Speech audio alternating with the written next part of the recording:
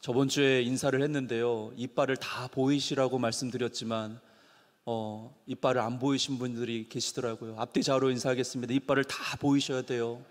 은혜입니다. 더 은혜입니다. 갈수록 더 은혜입니다.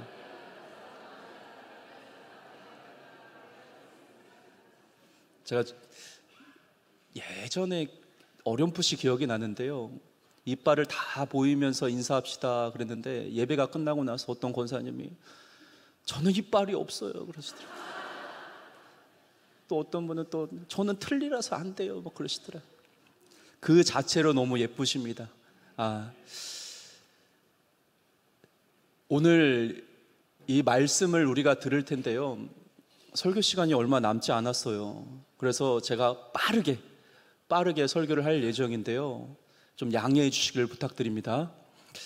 출애굽기서를 보면 모세가 시내산에 올라가서 그 십계명인 증거판을 받아 갖고 내려옵니다. 그 십계명을 받았을 때 그 밑에 있었던 이스라엘 백성들은 모세가 더디 내려오자 거기서 금송아지를 만들고 우상을 숭배하죠. 그러자 모세가 화가 남으로 말미암아 그 금송아지를 불살라다가 가루로 만들어서 그들에게 물에 타서 먹이게 하였습니다. 근데 이 이스라엘 백성들의 잘못된 고백 중 하나가 무엇이냐면, 출애굽기 32장 8절을 보시면 이렇게 말씀합니다. 그들이 내가 그들에게 명령한 길을 속히 떠나 자기를 위하여 송아지를 부어 만들고 그것을 예배하며 그것에게 제물을 드리며 말하기를 이스라엘아, 이는 너희를 애굽 땅에서 인도해내 너희의 신이라 하였도다. 이스라엘 백성들이 금송아지를 만들어다가 예배했다고 말합니다. 근데 놀라운 것은 금송아지를 지금 뭐라고 부르고 있습니까? 우리를 인도한 신 하나님이라고 얘기를 하고 있습니다. 여러분, 인간이란 존재는 예수를 믿든지 믿지 않든지 무조건적으로 예배를 드리게 되어 있습니다. 만약 하나님이 아니라 내 자신을 믿고 사는 존재라면 내 자신을 예배하며 숭배하게 되어 있습니다. 그리고 내 마음 가운데 하나님 외에 다른 그 무엇이 들어있다면, 특별히 우리 자녀들을 우상 숭배할 때가 많이 있죠. 자녀들이 있다면 그 자녀를 예배하며 사는 존재가 될 것입니다.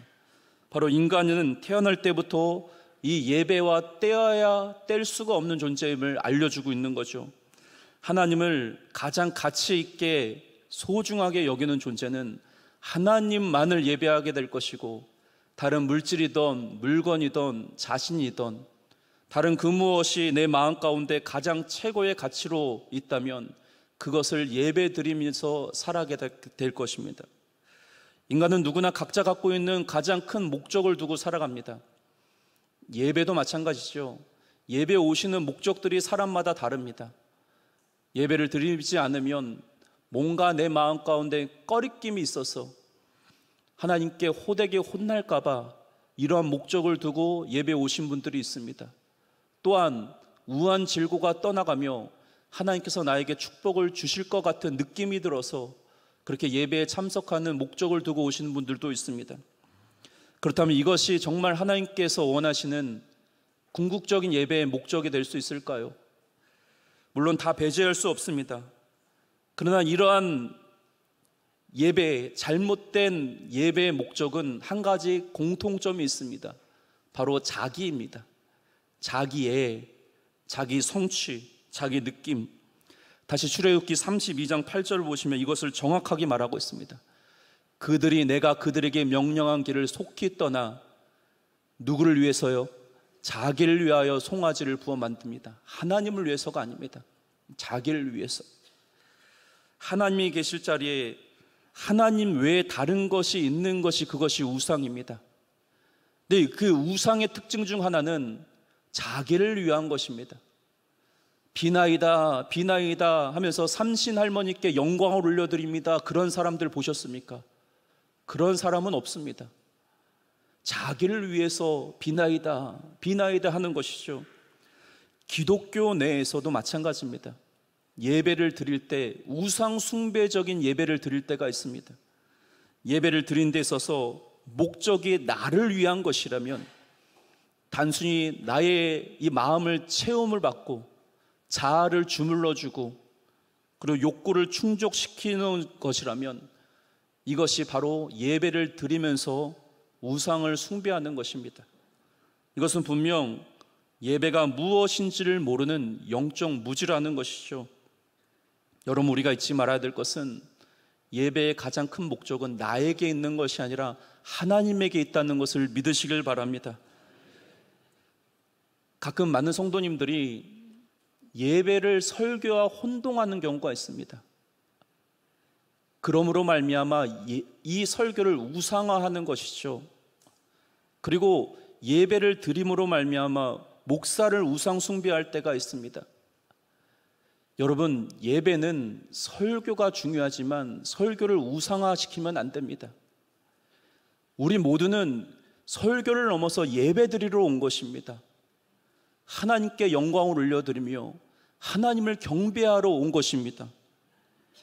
물론 설교가 예배에 굉장히 중요한 역할을 감당하지만 그러나 더욱더 중요한 것은 나의 삶을 드리는 것입니다.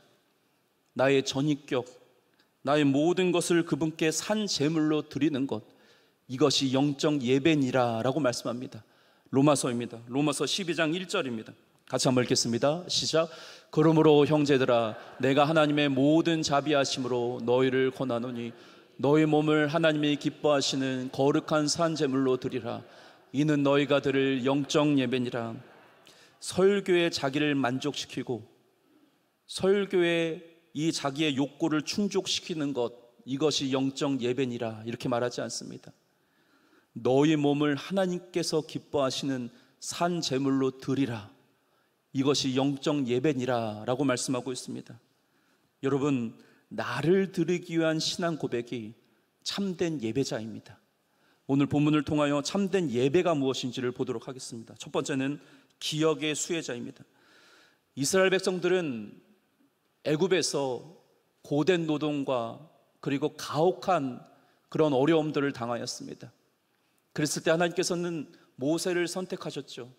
그리고 이스라엘 백성들의 지도자로 선택하심으로 말미암아 이들을 출애굽시켰습니다.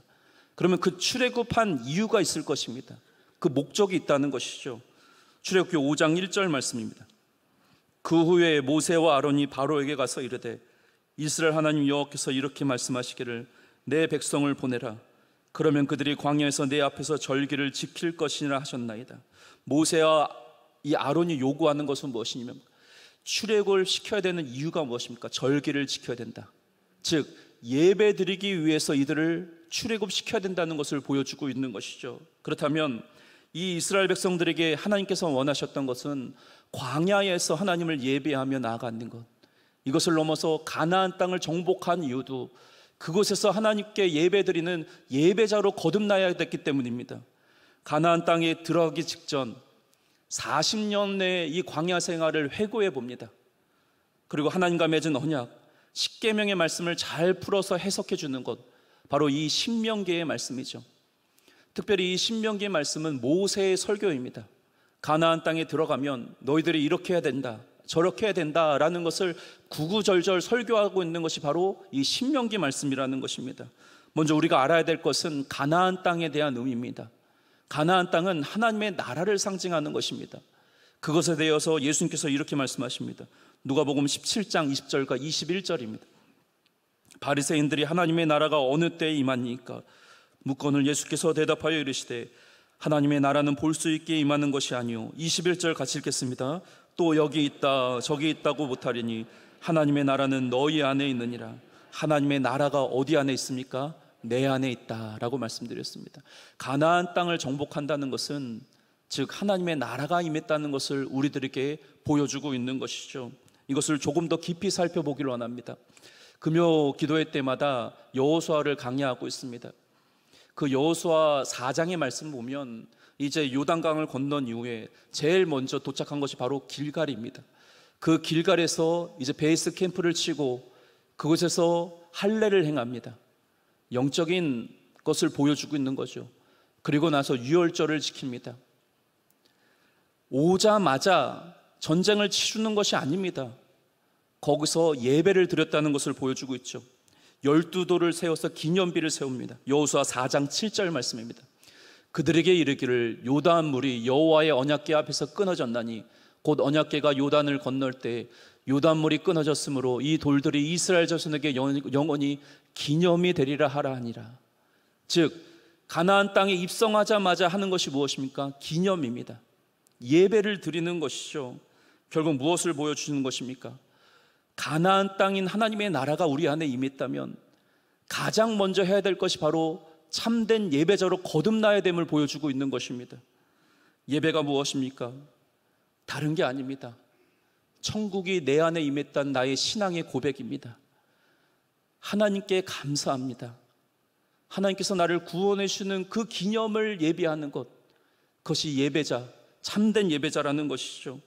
노아 시대 때 땅과 하늘로부터 물이 쏟아져 내려왔습니다. 온 인류가 심판을 받죠. 그때 노아 가족들은 이 방주에 올라타 구원을 받습니다. 놀라운 은혜입니다. 다 심판을 받습니다. 그러나 나는 하나님의 은혜로 그 노아의 방주에 올라탑니다. 그리고 내리죠.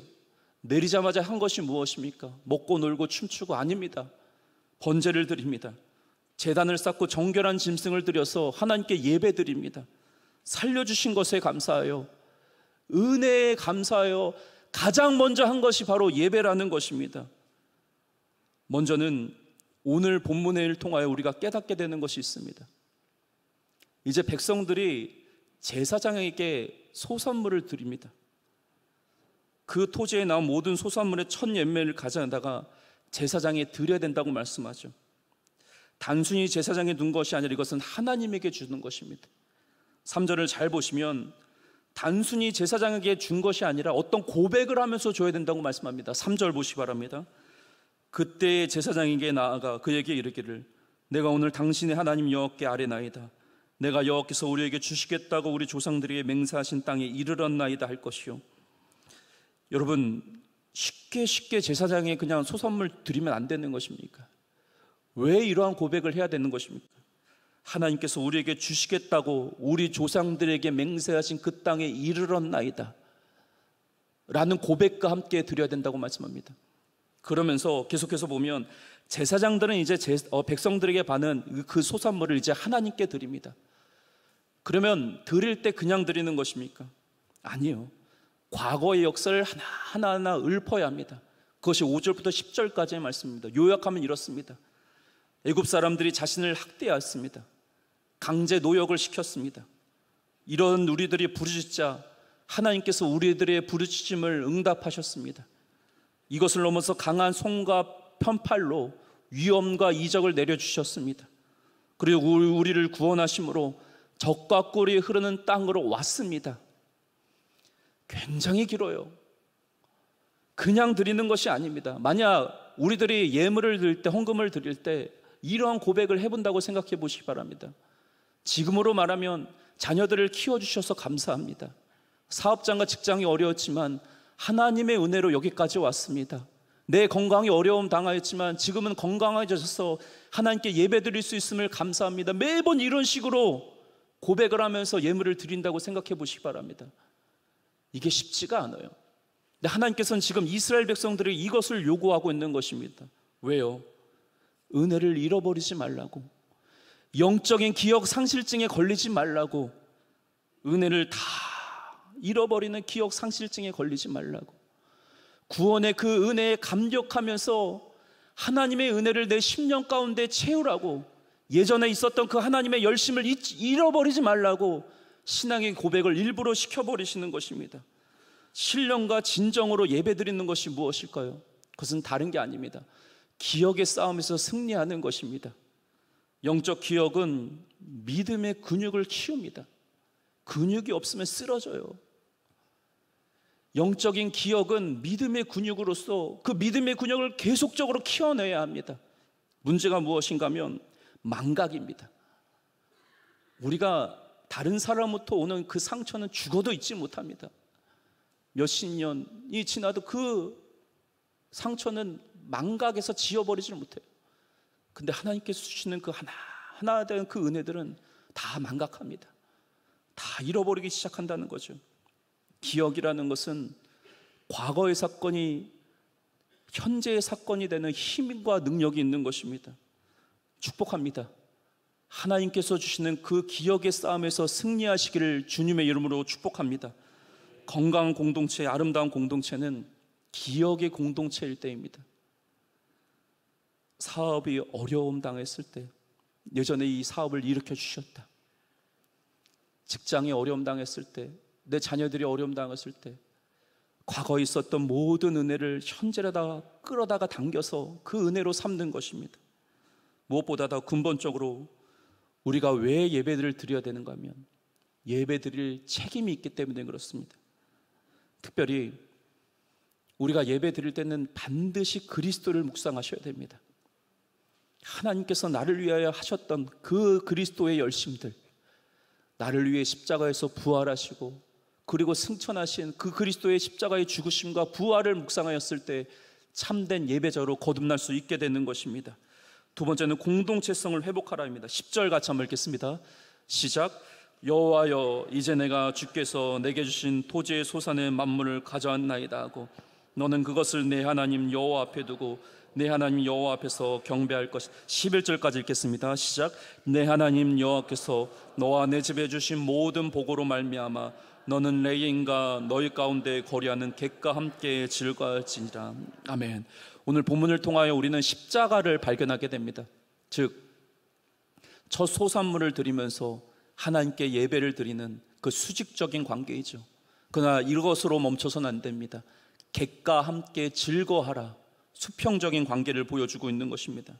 예배가 단순히 고립적이다, 나 혼자 알아서 예배를 드릴 수 있다, 아니에요. 예배라는 것은 공동체성을 알려주고 있습니다. 우리가 예배라는 것을 잘 이해해야 됩니다. 단순히 이 예배라는 것을 개인적 영성에 머물게 되면은 내 믿음은 자라나지 않습니다. 교회가 무엇입니까? 우리가 자주 들었듯이 교회는 에클레시아입니다. 부르심을 받은 무리들, 부르심을 받은 공동체가 바로 에클레시아입니다. 사도행전에 나타나는 초대교회의 모습을 보면 이렇게 말씀합니다. 사도행전 2장 46절입니다. 같이 읽겠습니다. 시작. 날마다 마음을 같이하여 성전에 모이기를 힘쓰고 집에서 떡을 떼며 기쁨과 순전한 마음으로 음식을 먹고 성전에 모이기를 힘쓰며 공동체성을 이루라. 그리고 떡을 떼며, 이것이 바로 성만찬이죠. 성전에 모이기를 힘썼다. 마음을 한 군데로 쫙 모인 것입니다. 분명 점점 교회는 이기주의 그리고 개인주의로 점점 타락해 가고 있습니다.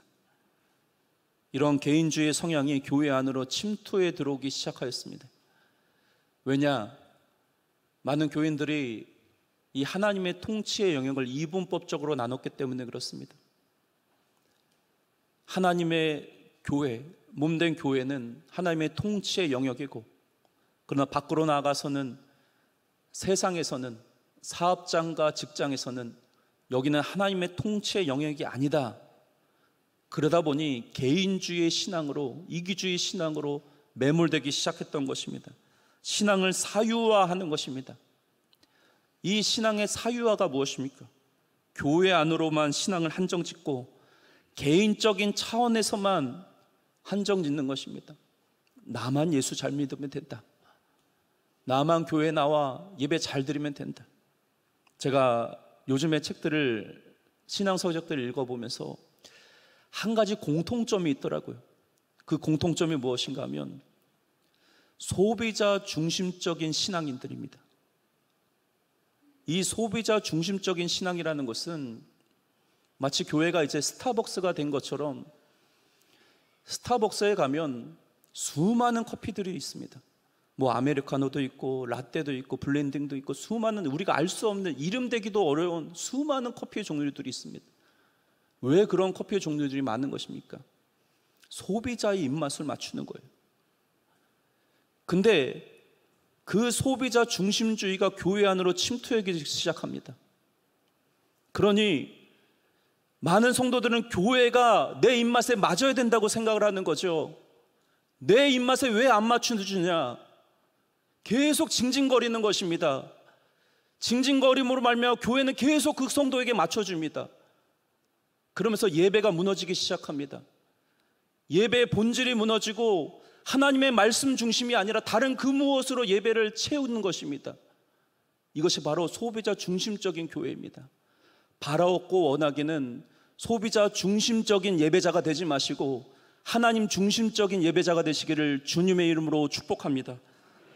기독교는 개인을 강조하지만 개인주의는 아니에요. 교회는 가족입니다. 그것도 이 땅의 가족이 아니라 하나님 나라의 가족입니다. 하늘의 공동체입니다. 이 가족이라 지지고 볶고 때로는 싸우기도 하고 못 볼 것도 볶고 하지만은 유기적인 관계성으로 모든 어려움들을 극복해 나갈 수 있는 것입니다. 여러분, 우리는 하늘의 가족입니다. 저를 한번 따라해 주시기 바랍니다. 우리는 하늘의 가족이다. 아멘. 우리가 정말 하늘의 공동체로서 예배자로 살아가시기를 축복합니다. 우리 마음 가운데 구원에 대한 그 감격, 그 절절한 뜨거운 감격이 있다면 반드시 참된 예배자로 살아가셔야 됩니다. 예배 드릴 책임이 있습니다. 그 예배의 책임은 의무가 아니라 은혜입니다. 예배의 책임은 율법이 아니라 감사입니다. 예배의 책임은 억압이 아니라 특권인 것입니다. 이 예배는 하나님만이 나의 최고의 가치임을 인정하는 나의 신앙의 고백인 것입니다. 참된 예배는 여기서부터 시작합니다. 은혜를 알고 은혜를 기억하며 은혜를 내 심령 가운데 가득 채우는 것, 거기서부터 참된 예배자가 되는 것입니다.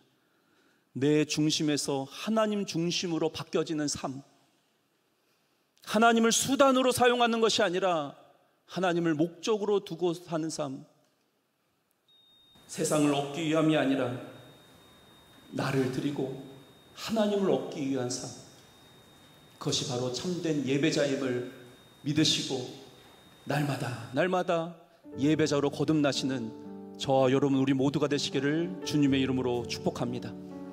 같이 찬양합니다.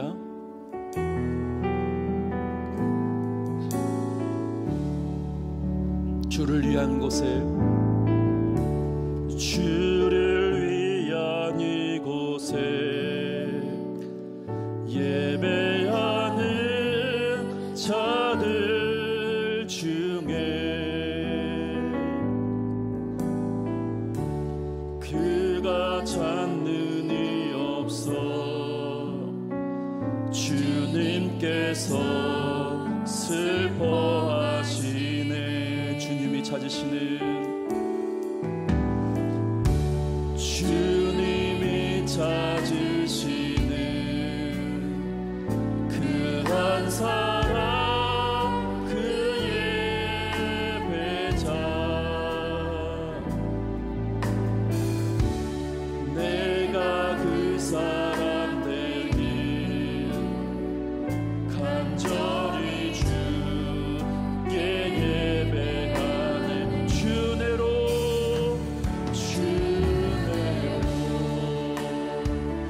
이곳에 서 있네. 주임제에 엎드려 절하네. 그 어느 것도 난 필요 없네. 주님만 경배, 주내로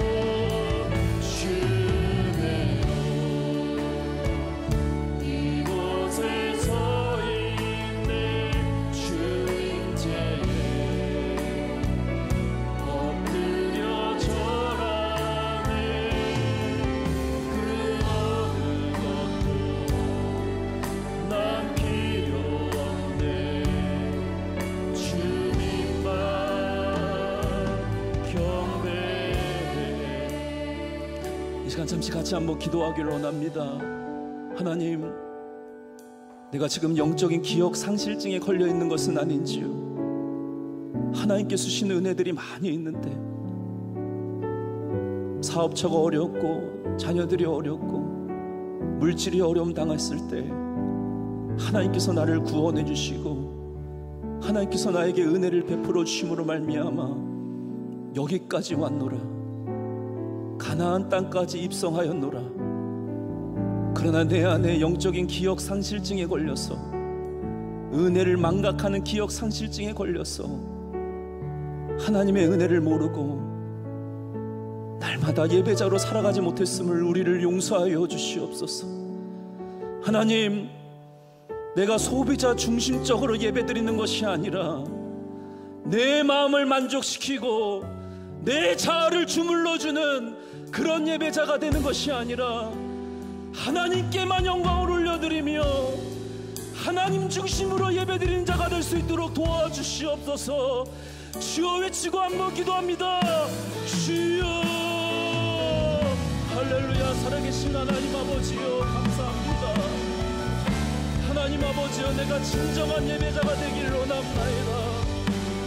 하나님의 은혜를 기억하며 나를 여기까지 인도하시고 나와 함께 하신 하나님 아버지여, 하나님의 은혜를 망각하는 자가 되지 않도록 도와주시옵소서.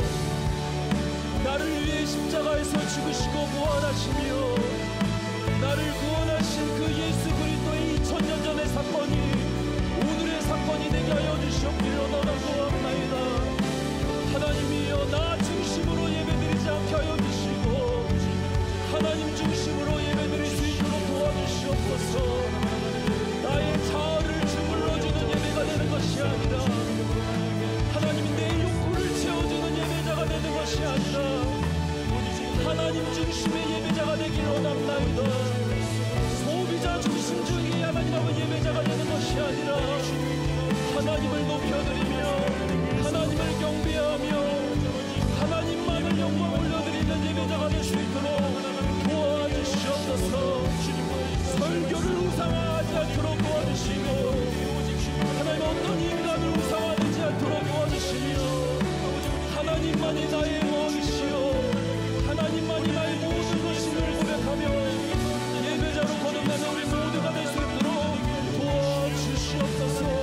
은혜를 넣어주시고 예배는 의무가 아니요 은혜이며 예배는 하나님 아버지여 하나님 아버지의 율법이 아니라 감사이며 예배는 하나님 오감이 아니라 특권임을 우리가 믿사오니 하나님의 은혜로 우리의 심령을 채워주시고 감사함으로 하나님께 나아갈 때마다 예배자로 거듭날 수 있도록 은혜를 도와여 주시옵소서.